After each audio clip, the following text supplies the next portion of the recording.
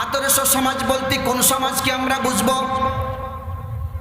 যেই সমাজের মধ্যে মানুষের মধ্যে কোনো ভেদাভেদ নেই, যেই সমাজের মানুষ উঁচু নিচুর মধ্যে ব্যবধান সৃষ্টি করে না, কেউ তাকে পাঁচতলায় কেউ তাকে গাছতলায়, এমন বৈরীনীতি, এমন বৈষম্য নীতি যারা অবলম্বন করে না, এমন সমাজকে বলা হবে আদর্শ সমাজ। আদর্শ সমাজ কেমন হবে? মানুষের মধ্যে মর্যাদার দিক থেকে মানুষ হিসাবে, একজন মানুষ হিসাবে বৈষম্য থাকবে না। আল্লাহ সুবহানাহু ওয়া তাআলা বলে দিয়েছেন, সকল মানুষ এক আদমের সন্তান, সকল মানুষ এক হাওয়ার সন্তান। আদম আর হাওয়ার সন্তান হিসাবে, মানুষ হিসাবে মানুষের মধ্যে কোনো ভেদাভেদ থাকবে না। আল্লাহ সুবহানাহু ওয়া তাআলা কুরআনুল কারীমের সূরাতুল হুজুরাতে লোকদেরকে জানিয়ে দিয়েছেন, ইয়া আইয়ুহান নাসু ইন্না খালাকনাকুম মিন যাকারিন ওয়া উনসা ওয়া জাআলনাকুম শুউবান ওয়া ক্বাবাইলা লিতাআরাফু ইন্না আকরামাকুম ইনদাল্লাহি আতকাকুম। আল্লাহু আকবার। আল্লাহ তাআলা জানিয়ে দিয়েছেন, হে দুনিয়ার লোক সকল, তোমাদেরকে আদম আর হাওয়া থেকে সৃষ্টি করেছি, গোত্রে গোত্রে বিভক্ত করেছি, জাতিতে জাতিতে বিভক্ত করে দিয়েছি। কেন এটা করেছি? যেন আত্মীয়তার বন্ধনের মাধ্যমে লিতাআরাফু, পারস্পরিক পরিচয় লাভ করতে পারো। আর তোমরা মানুষ হিসাবে সকলেই সমান, কেউ কারো উপর মর্যাদার দিক থেকে প্রাধান্য পেতে পারে না। যদি সমাজের মধ্যে মানুষের মধ্যে ভেদাভেদের কোনো মানদণ্ড নির্ণয় তোমরা করতে চাও, তাহলে মানদণ্ড নির্ণয় করো, সেটা হলো তাকওয়া।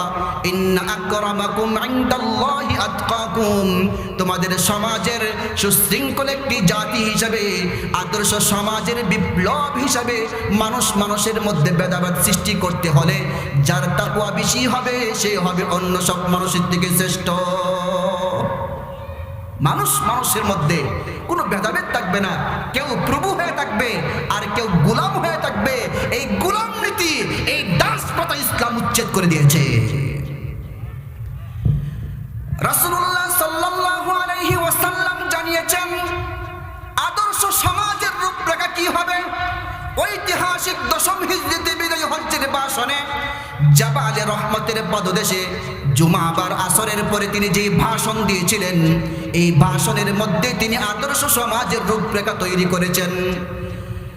আল্লাহর রাসূল সাল্লাল্লাহু আলাইহি ওয়াসাল্লাম বলেন, ইয়া আইয়ুহান নাস, হে লোক সকল, আলা ইন্না রাব্বাকুম ওয়াহিদ, তোমাদের রব হলো এক, তোমাদের রবের মধ্যে দ্বিতীয় কোনো নাই, একজন রব। আলা ওয়া ইন্না আবাকুম ওয়াহিদ, তোমাদের বাবা হলো একজন, তিনি হলেন আদম আলাইহিস সালাম। আলা ওয়া ইন্না আবাকুম ওয়াহিদ, তোমাদের বাবা হলো একজন। লা ফাদলা লি আরাবিয়্যিন আলা আজামি, আরবদের উপর অনারবদের কোনো প্রাধান্য হতে পারে না। ওয়ালা আজামিয়্যিন আলা আরবি, আর আরবদের উপর অনারবদের কোনো প্রাধান্য হতে পারে না।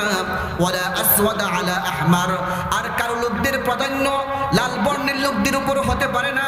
ওয়ালা আহমার আলা আসওয়াদ, আর লাল বর্ণের লোকদের কালো বর্ণের লোকদের উপর কোনো মর্যাদা বা প্রাধান্য হতে পারে না।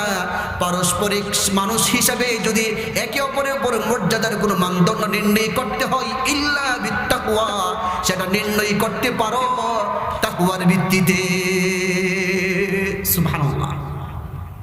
তাকওয়ার ভিত্তিতে মানুষের ভিতরে সমতার নির্ণয় হতে পারে। সব মানুষ হিসাবে এক সমান। জোরে বলেন ঠিক কিনা? আপনার হাত কাটলে, আঙ্গুল কাটলে এখান থেকে সাদা রক্ত বের হবে নাকি লাল রক্ত বের হবে? আচ্ছা, বুঝলাম। আফ্রিকার যে কালো মানুষগুলো আছে, আফ্রিকার কালো মানুষগুলোর যদি হাত কাটা হয়, তার এখান থেকে মনে হয় কালো রক্ত বের হবে, লাল রক্ত বের হবে, ঠিক না? রক্ত যদি এক হয়, সকলের রব যদি এক হয়, সকলের আদি পিতা যদি একজন হয়, আদি মাতা যদি একজন হয়, সকলের কাবা যদি একটা হয়, সকলের কুরআন যদি একটা হয়, সকলকে যদি 5 ওয়াক্ত নামাজে কাবার দিকে ফিরেই পড়তে হয়, তাহলে মানুষের মধ্যে যে আকাশ জোয়ার ব্যবধান সৃষ্টি করেছে, এটা মূলত ইসলাম করে নাই, কুরআন করে নাই, রাসূল করে নাই, মানব রচিত তন্ত্র তন্ত্র মানুষের মধ্যে বিভেদ সৃষ্টি করে দিয়েছে, জোরে বলেন ঠিক কিনা? এর জন্য বলি এই সমাজ ভাঙতে হবে, কোরআনের সমাজ গড়তে হবে, জোরে বলেন ঠিক কিনা? এই সমাজ ভাঙতে হবে, কোরআনের সমাজ গড়তে হবে, তাহলে হবে এটা আদর্শ সমাজ।